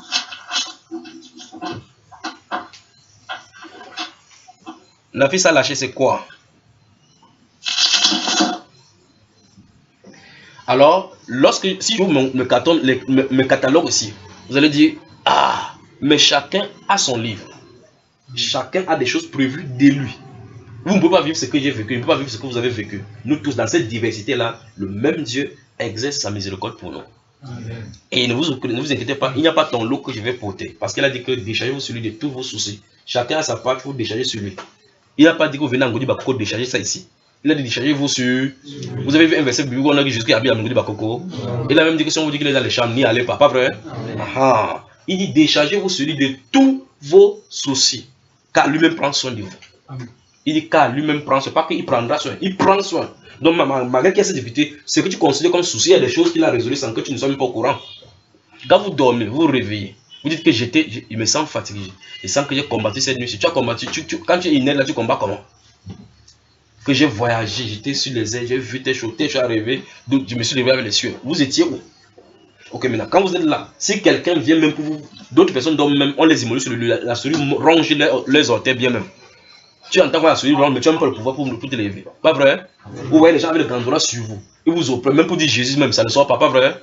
Vos corps spirituels sont faibles. Avec tes lèvres, quand on chante Jésus est mon ami, je suis la tête énorme en bas, je suis la tête. Va faire ça dans la nuit, on t'attend. Donc il faut qu'on passe le temps à grandir dans le spirituel. On doit affermir le spirituel. Et la Bible nous a donné comment le faire. Il dit pas des cantiques, pas des psaumes. Chantez pas sous l'inspiration de la grâce. Édifiez-vous vous-même pour former une habitation. Édifiez-vous, formez votre corps pour que ce soit une habitation de Dieu en esprit. Pour que donner l'opportunité à Dieu d'habiter dans vos corps en esprit. Vous entendez ça? Vous déposez la Bible, vous cherchez le travail. Vous déposez la Bible, vous cherchez à manger. Que je vais vivre comment? Continuons ici. Verset 12. Je le frapperai par la peste. Dieu va frapper qui, frère? Les Israéliens ou bien les Égyptiens. Je le frapperai par la peste et je le détruirai. Mais je ferai de toi une nation plus grande et plus puissante que lui. Moi, dit à l'Éternel, les Égyptiens l'apprendront eux, du milieu desquels tu as fait monter ce peuple par ta puissance, et ils le diront aux habitants de ce pays, ils savaient que toi, Éternel, tu es au milieu de ce peuple, que tu apparais visiblement. Toi, Éternel, que ta nuée se tienne sur lui, que tu marches devant lui le jour dans une colonne de nuée et la nuit dans une colonne de feu. Si tu fais mourir ce peuple comme un seul homme, les nations qui ont entendu parler de toi diront, l'Éternel n'avait pas le pouvoir de mener ce peuple dans le pays qu'il avait juré de lui donner. C'est pour cela qu'il les a égorgés dans le désert. Bamba, on va t'égorger. Verset 17. Maintenant, que la puissance du Seigneur se montre dans sa grandeur, comme tu l'as déclaré en disant, l'Éternel est lent à la colère. Vous voyez un homme en train de raisonner Dieu, frère. Ça me permet de... Je ne peux pas continuer à lire. Un homme en train de raisonner Dieu. Qu'est-ce que tu fais? Ça veut dire que non. Tu es arrivé là-bas, ça t'a dépassé. Tu as tué les gars dans le désert. Donc il ne faut pas comprendre que c'est parce que les gars étaient rebelles. Qui est en train de faire ceci, frère? Moïse. Tu parles de Moïse. Christ, l'intercesseur. Vous voyez ce qu'il a dû faire là maintenant? Donc, Dieu ne gardera pas sa colère à toujours. Malgré qu'il y ait n'importe quoi, il a l'autre option de lui qu'on appelle l'intercesseur. C'est son bras de miséricorde comme ça. Le même Dieu. C'est lui qui se trouve à Moïse en train d'intercéder. Le même Dieu. N'est-ce pas, frère? Quand il a dit dans Dieu, il dit ok, tu as bien dit. Ok, détourne-toi donc là. Je vais quand même faire comme tu as dit. Vous voyez Dieu là, frère? Il dit qu'il veut les détruire. Le gars s'y énerve avant de sortir. Et lui, il dit qu'avant d'aller sortir, il savait qu'ils étaient un peuple au courant, n'est-ce pas? Donc ça dit que ça ne le surprend pas en réalité. Il dit que dès qu'il est sorti du vent, on les appelait quoi? Rebelles. 1 Corinthiens chapitre 10. 1 Corinthiens chapitre 10, frères et sœurs. Que Dieu vous bénisse chacun dans sa maison. Ne murmurons pas, quelles que soient les difficultés. Prenez les difficultés comme des moments pour glorifier le Seigneur. Quels que soient les blocages que vous rencontrez dans vos vies. Que ce soit vos maris qui n'obéissent pas à l'évangile et à la façon de Dieu de les amener. Ce n'est pas par la force. Qu'il y ait des difficultés sur quelque sorte que ce soit. Vous rencontrez des difficultés sur le plan administratif, on vous met la pression afin que vous passiez par des voies détournées pour obtenir des papiers ou des maisons. Ce n'est pas la voie par excellence. Dieu peut donner une tente à celui qui n'en a pas. Dieu peut faire grâce à ce que vous entrez dans un palais comme Esther est entrée, alors qu'il ne lui est pas permis d'y entrer et que la loi disait clairement que quiconque transgresse là serait tué. À cause d'elle, la loi a changé. À cause d'elle. N'est-ce pas, frère? Amen. Faisons confiance au Seigneur. 1 Corinthiens chapitre 10 à partir du verset 1. Alors, regardez à partir du verset 1 de 1 Corinthiens chapitre 10. Tout le monde dit, hein? Soyez concentrés. Frères, je ne veux pas que vous ignorez que nos pères ont tous été sous la nuée. On vient de raconter ça, n'est-ce pas? Qu'ils ont tous passé au travers de la mer. Qu'ils ont tous été baptisés en Moïse dans la nuée et dans la mer. Qu'ils ont tous mangé le même aliment spirituel. Et qu'ils ont tous bu le même breuvage spirituel. Car ils buvaient à un rocher spirituel qui les suivait. Ce rocher était Christ. Vous voyez le Seigneur Jésus? Vous pouvez le voir maintenant. Un temps, il est dans le rocher. Il sort, on frappe le rocher pour que l'eau puisse couler pour sanctifier le peuple. Vous voyez ça, frère? Vous le voyez dans le désert de prophétiser ce qu'il va faire. À un moment donné, quand il y a une difficulté entre Dieu et le peuple, il est en Moïse pour intercéder. Vous voyez ça, frère? Ok, maintenant continuons ici. Mais la plupart d'entre eux ne furent point agréables à Dieu puisqu'ils périrent dans le désert. La Bible ne dit pas qu'ils sont morts dans le désert. C'est autre chose, frère. Ici, il s'agit d'une autre chose dont le Saint-Esprit vient de parler. Parce que la Bible apprend que le péché là ne leur a point été pardonné. Malgré que Dieu leur a laissé tourner quelque temps, le péché là ne leur a pas été pardonné. Parce que Dieu a dit au jour de sa colère, il va les punir de ces péchés là, n'est-ce pas, frère? Il dit qu'ils ont péri dans le désert. Parce que même ceux qui sont entrés finalement dans le pays de Canaan sont finalement morts. Donc il ne s'agit pas de cette même mort là ici. Je pense que c'est ici. Ok. J'aurais souhaité prendre un peu de temps pour vous dire quelque chose là maintenant par rapport à la marche chrétienne et la possession du Saint-Esprit. Tu voulais dire quoi, frère? Ok. Dieu a tant aimé le monde qu'il a donné son Fils. Afin quiconque croit en lui ne fait pas quoi? C'est-à-dire quoi?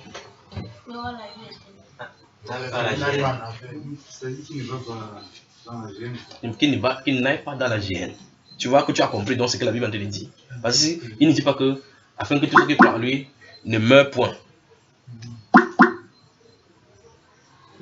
Ne meurt point. Parce que mourir, tout le monde, on va passer par la mort. Même ceux qui sont transmutés, leur corps va subir une translation, n'est-ce pas? Alors, il ne parle pas de cette mort-là, parce que tous nous sommes assujettis à cela. Il a déjà parlé d'autres choses. Alors ici, il dit que ceux-là ont péri. Dans le désert, ils ont péri. Parce que la séparation avec Dieu vous est finie. D'accord? Et c'est l'incrédulité qui amène ceci. Maintenant, il dit, verset 5 encore. Mais la plupart d'entre eux ne furent point agréables à Dieu, puisqu'ils périrent dans le désert. Or, ces choses sont arrivées. C'est arrivé, frère? Pour nous servir d'exemple.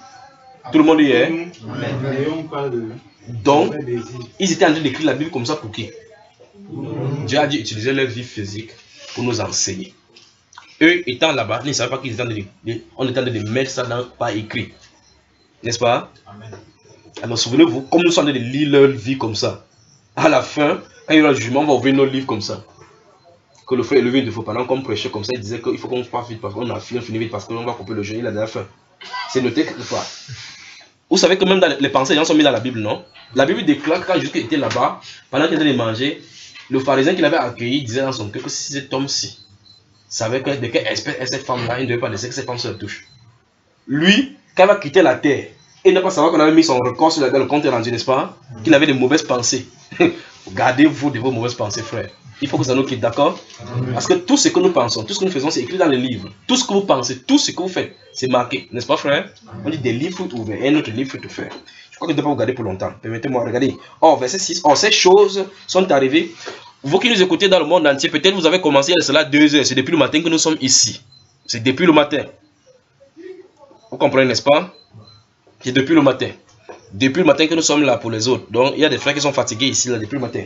Or, ces choses sont arrivées pour nous servir d'exemple, afin que nous n'ayons pas des mauvais désirs comme ils en ont eux. Vous avez vu cela? Donc, leur mauvais désir doit nous montrer que ne faites pas de mauvais désirs. Leur murmure. Vous voyez, c'est soit nous sommes en train de faire la même chose aujourd'hui. Nous sommes en train de faire la même chose que je suis en train de vouloir me tenir là en tant que son serviteur pour dire que faites attention. Ne regardez pas, regardez ce que les Israéliens ont fait. Ne faites pas ça. Vous voyez cela? Il dit que c'est un enseignement. Verset 7. Ne devenez point idolâtres comme quelques-uns d'eux, selon qu'il est écrit, le peuple s'assit pour manger et pour boire, puis se lever pour se divertir. Vous voyez ce que le Saint-Esprit vouloir reprocher ici. Le Saint-Esprit veut dire ici que quand il y a la nourriture et la joie sur le cœur, l'homme est assez livré au mal. Quand il y a des problèmes, la détresse, il crie à Dieu. Quand il mange ces jours-là, il lance. Il dit, wow! Quand tu as vu la mandarine là, car le gars tourne le rein. Vous voyez là on se les entend. Regardez, il dit que ne devenez point idolâtres comme quelques-uns d'eux. Selon qu'il est écrit, le peuple s'assit pour manger et pour boire, puis il s'élevait pour se divertir. Lorsqu'ils sont entrés dans le divertissement, le péché est entré. Lorsqu'ils sont entrés dans le divertissement, le péché est entré. Parce qu'ils avaient de l'abondance. Ils pouvaient vivre dans la joie. Le problème de l'abondance là, divertissement. Verset 8, ne nous livrons point à l'impudicité, comme quelques-uns d'eux s'y livraient de sorte qu'il en tomba 23 000 en un seul jour. Vous avez le sommet de ces choses, n'est-ce pas? L'impudicité, la débauche. Au milieu chrétien, aujourd'hui, on est encore en train de prêcher cela. L'impudicité. Qu'on fasse attention que quelqu'un ne se dit pas l'impudicité, qu'en un jour, 23 000 sont tombés comme ça. Ne tentons point le Seigneur comme le tentaient quelques-uns d'eux qui périt par les serpents. Verset 10 enfin. Ne murmurez point comme murmuraient quelques-uns d'eux qui périt par l'exterminateur. Ces choses, verset 11, leur sont arrivées pour servir d'exemple et elles ont été écrites pour notre instruction à nous qui sommes parvenus à la fin des siècles. Vous avez mon frère? Vous avez entendu ce que le Saint-Esprit a dit? Donc, nous sommes ici en train de lire ce que Dieu a décidé de leur vie. Et il est en train de dire qu'ils ont fait l'erreur pour que nous ne fassions pas l'erreur. Ils ont murmuré comme ça. Ne murmurez pas. Le Seigneur Jésus avait dit dans Matthieu chapitre 6, ne dites pas que mangerons-nous? De quoi serons-nous vêtus? Il dit, ne dites pas cela. Qu'est-ce que je vais manger demain? Comment le lendemain sera? Ma vie sera comment demain? Ne faites pas cette erreur. En faisant cela, vous allez tenter Dieu, frère. Ne dites pas cela. Dites plutôt, Seigneur, je t'ai fait confiance. Quand on marche sur les eaux, tu as dit que tu marcheras avec moi. Si c'est le feu, je sais que tu seras avec moi. Je suis prêt à supporter tout à cause de ton nom. Que ce soit l'opprobre, l'ignominie, la souffrance, les tentations, je suis prêt à en subir selon que tu l'auras voulu. N'est-ce pas, frère? Et cette 13 dit quoi? Aucune tentation ne vous est survenue qui n'ait été humaine. Vous entendez ce qu'il dit? Aucune tentation. Donc, il n'est pas permis. Finissez la phrase, finissez. Et Dieu, qui est fidèle, ne permettra pas que vous soyez tentés au-delà de vos forces. Vous voyez comment Dieu nous aime tellement qu'il mesure la capacité de chacun à résister à la tentation, frère. Donc, il dit, la Bible est claire et donne l'assurance qu'aucune tentation ne peut venir vers vous tant que vous ne pouvez pas supporter. Donc, si une tentation se présente devant vous, vous pouvez la supporter. Ne dites pas que non, je suis tombé dans la tentation, je suis faible. Jamais. La Bible déclare que votre force est supérieure à la tentation. Et il dit Dieu ne permettra pas que vous soyez tenté au-delà de votre force. Donc, tu ne peux pas dire que c'est à cause de la tentation que tu as murmuré. Non. C'est à cause de la tentation que tu es tombé dans le péché. Jamais. Ça ne marchera pas devant le Seigneur. Parce qu'il lui dit que, avec la tentation, qu'est-ce qu'il dit? C'est pas ce qu'il a dit, frère. Donc, avant que la tentation vienne là, la solution est donnée. Donc, il y a toujours la solution pour les enfants du Seigneur. Sur la terre, on n'a pas d'excuse que de vivre dans la sainteté. Vous voyez, frère? C'est ce qu'il a dit clairement à l'église de Sardes dans Apocalypse chapitre 3, les 7 premiers versets. Il dit que je connais tes œuvres. Tu te passes pour être vivant. J'ai la joie, hey, dans mon cœur. Wow, Jésus est ma source de joie. Mais quand tu es calme, le doute a envahi le cœur. Il dit, je sais, je connais tes œuvres. Je sais que tu te passes pour être vivant, quoique tu es mort. C'est ce qu'il dit à Sardes, pas vrai, frère? Il dit, il y a quand même quelques heures là-bas qui ont des vêtements sales. Ceux-là, ils marcheront devant moi. Et je n'effacerai point leur nom dans le livre de vie. N'est-ce pas, frère? Est-ce que ce soir-ci, on peut se repentir d'avoir murmuré devant le Seigneur par rapport à notre style de vie? On peut le faire aujourd'hui. Et arrêter désormais de murmurer en comptant sur le Seigneur chaque jour. Je crois que vous comptez chaque jour, vous chantez ce cantique, comptons sur lui. Est-ce que ça reste seulement dans le cantique alors? Vous dites tant que dure le combat, que l'on vive ou que l'on meure, comptons sur lui. Tout est là. Donc ça consiste à compter sur lui. Que je vive, que je meure. C'est le cantique. Mais on chante seulement le cantique sans vouloir comprendre la signification. Donc, ce que vous avez de mourir, vous avez de faire n'importe quoi, comptez sur le Seigneur. Ne nous appuyons pas sur nous. Vous voulez sortir, recommandez les choses au Seigneur. N'allez pas devant un obstacle, ça bloque avant que vous appelez le Seigneur au secours. Non, non, non, non, non. Qu'il soit le premier. Quand vous allez sortir, recommandez votre vie, votre marche devant le Seigneur. Qui marche devant vous. Ne marchez pas derrière en disant Seigneur que tu es où. Ne le cherchez pas par derrière. Laissez-le avancer, suivez-le. Recommandons-lui les œuvres, recommandons-lui la voie. Il va ouvrir la voie. Vous le voyez partout se manifester, même dans la sortie, vous marchez, la protection. Dans les moindres détails de nos vies, il y est. Vous comprenez? Vous sortez un jour, vous sortez, oh, je suis mort, je me suis réveillé tôt aujourd'hui, tard aujourd'hui, qu'est-ce qu'il veut faire? Seigneur, qu'est-ce qu'il veut faire? Vous m'empêchez. Vous me mettez là, vous priez au Seigneur, je te recommande ma journée aujourd'hui. Vous venez même au bureau qu'on n'a même pas encore ouvert. Qu'est-ce qui s'est passé, frère?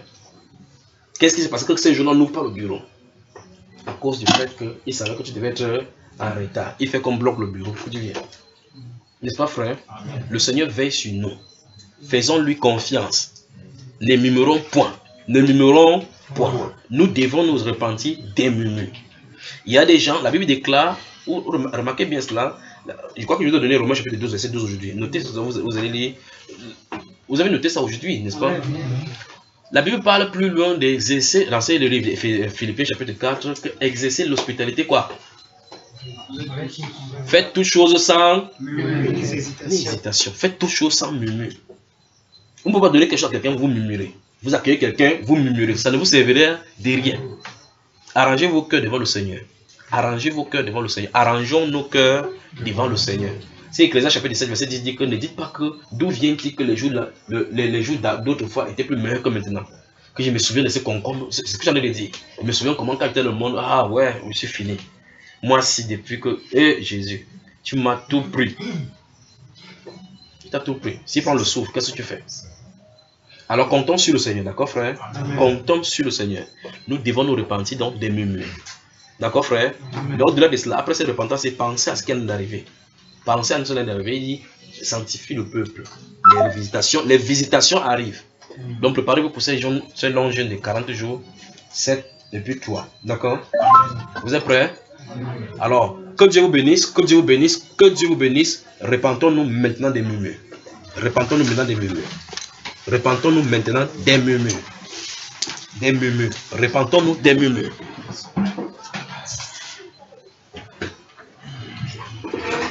Parlez-lui. Toutes les fois où vous avez douté de sa présence, vous avez douté de sa capacité à vous venir en aide, vous n'avez même pas rendu grâce pour tout ce qu'il a déjà fait pour vous. Vous avez eu le cœur dur envers lui en le taxant durement. Comme s'il n'est pas un grand Dieu qui a accompli sa promesse. Repentons-nous.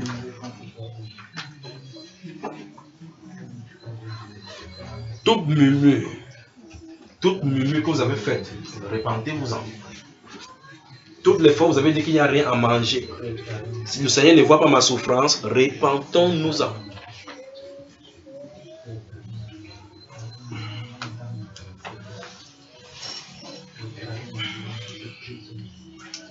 Repentons-nous.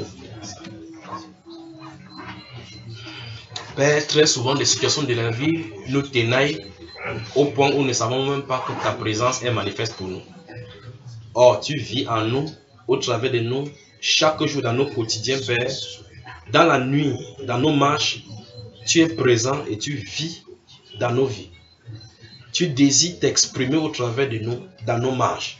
Mais très souvent, Seigneur, des doutes nous assaillent notre âme. Nous te confessons des lèvres, mais à l'intérieur, c'est des angoisses. C'est la peur, l'incertitude de notre salut.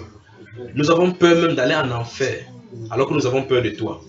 Mais c'est plutôt les circonstances, ô Dieu de gloire, qui nous font trembler, alors que c'est ta présence qui devait nous faire trembler. Seigneur, avec ce peuple-ci et tous ceux qui nous écoutent la Père, nous te demandons pardon. Donnons pardon d'avoir douté de toi, Père de gloire, comme ce peuple juif, qui, malgré, ô Dieu de gloire, leur visitation, la présence physique et visible même, Père, ils ne croyaient pas que tu puisses, ô Dieu, les amener jusqu'à destination. Seigneur, nous voici également, ô Dieu de gloire, à l'aube de cette manifestation qui arrive. Mais jusque-là, nous doutons aussi de toi. Plusieurs fois, nous avons taxé, Père de gloire, nous t'avons taxé de menteurs. Nous n'avons pas cru à ta parole et à tes promesses. Nous avons lu la Bible sans y méditer. Nous avons lu la promesse sans même croire que c'est possible. Très souvent, Père de gloire, nous croyons la Bible comme un livre d'histoire. Nous ne croyons pas que tu es le même hier, aujourd'hui, pour toujours. Que tu te manifestes maintenant et que tu désires te manifester au travers de nous, avec nous et en nous. Seigneur, nous te demandons pardon pour toutes ces doutes. Et nous prions, Père de gloire, que toi-même tu nettoies toutes ces choses-là, cette force négative en nous qui nous empêche, Père de gloire, de marcher et de te voir à l'œuvre dans nos vies. Je prie, Père, pour ce peuple. Je prie pour chaque cœur, pour toute personne qui m'écoute maintenant, Père, que tu nous pardonnes cette iniquité et cet obstacle majeur dans notre marche. Père, donne à ce peuple de ne plus douter de toi. Donne-nous, ô Dieu de gloire, de croire que tu es Dieu et que tout est possible à tous ceux-là qui croient. Très souvent, nous confessons cela, Père de gloire, mais dans le fait, nous ne croyons pas. Nous ne voyons pas cela se manifester parce que nous doutons. Nous marchons par la vue et non par la foi. Nous voulons voir des choses avant de croire, alors que tu attends que nous croyons avant de voir. Donne-nous de croire simplement comme ces enfants que tu as donné comme exemple pour ceux qui possèdent le royaume. Donne-nous, ô Dieu de gloire, de croire simplement à toi. Donne, ô Dieu de gloire, d'accepter tout simplement et tout bonnement la parole. Père, pardonne à mon frère. Pardonne à ma soeur. Pardonne, ô Dieu de gloire, à toutes les fois où nous t'avons pointé du doigt sur ton trône en t'adjurant que tu es obligé de répondre alors que tu es le Seigneur.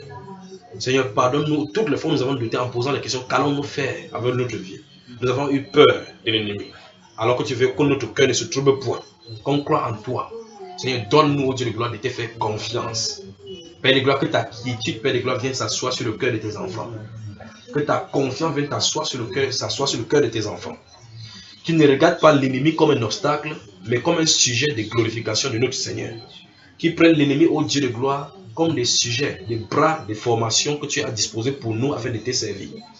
Qui ne regarde plus l'obstacle comme un ennemi qui est là pour le détruire, mais pour te servir. Père, donne-nous de comprendre que tout ce mal qui nous arrive, que toutes ces choses qui nous arrivent, même les maux qui nous arrivent à tous les domaines de notre vie, c'est fait et c'est pour un but dans nos vies que tu as destiné. Donne-nous, car tu nous as dit que toutes choses concourent au bien de ceux qui aiment Dieu. Seigneur, donne-nous de comprendre cela et d'y vivre. Donne-nous de ne pas nous attarder, Père de gloire, sur cette futilité, mais de nous concentrer sur toi. Seigneur, quand tu as donné le pays aux Juifs, tu ne t'es pas concentré sur les enfants d'Anak. Tu t'es concentré sur ce qui est bien de ce pays. Donne-nous de nous concentrer, Père de gloire, sur le bienfait de notre royaume. Et ne pas nous concentrer sur l'ennemi. Donne à notre cœur d'être focalisé sur notre glorieux Seigneur Jésus-Christ, notre Sauveur, le Rédempteur de notre âme. Je prie pour ma soeur qui m'écoute. Je prie pour mon frère partout dans le monde entier et pour nous tous ici. Donne au Dieu de gloire d'être des vainqueurs qui marchent devant de toi. D'être au Dieu de gloire ceux-là qui ne se laissent pas abattre par des difficultés, par des messages des médecins, par des messages de nos patrons, par des bruits de guerre et des secousses. Que ces choses ne nous abranlent pas, mais que nos cœurs s'affermissent et que nous nous éloignons de ces choses en tournant nos cœurs et nos regards vers les cieux pour attendre le Seigneur Jésus-Christ. Que ton nom ce soit élevé. Au nom du Seigneur Jésus-Christ de Nazareth. Et que tout le peuple de Dieu dise Amen. Amen. Amen. Amen. Amen. Amen.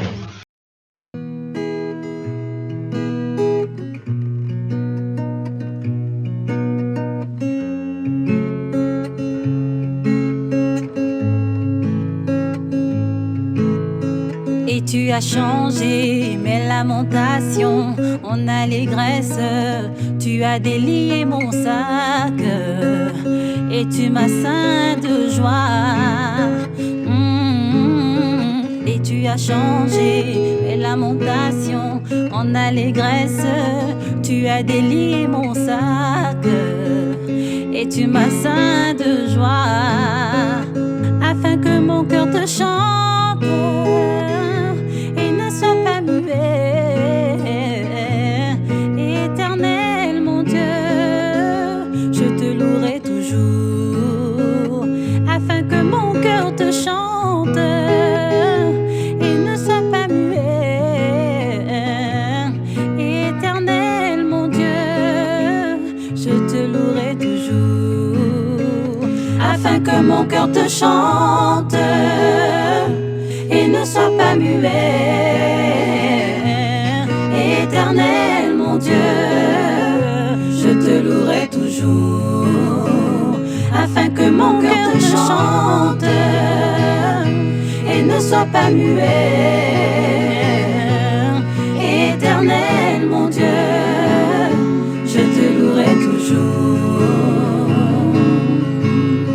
Et tu as changé mes lamentations en allégresse. Tu as délié mon sac et tu m'as ceint de joie. Et tu as changé mes lamentations en allégresse. Tu as délié mon sac et tu m'as ceint de joie. Et tu as changé mes lamentations en allégresse. Tu as délié mon sac des inquiétudes et tu m'as ceint de joie. De l'incrédulité. Et tu as changé mes lamentations en allégresse. Tu as délié mon sac, le sac d'inquiétude et tu m'as ceint de sac de ténèbres. Afin que mon cœur te chante et ne soit pas muet. Et ne soit pas muet.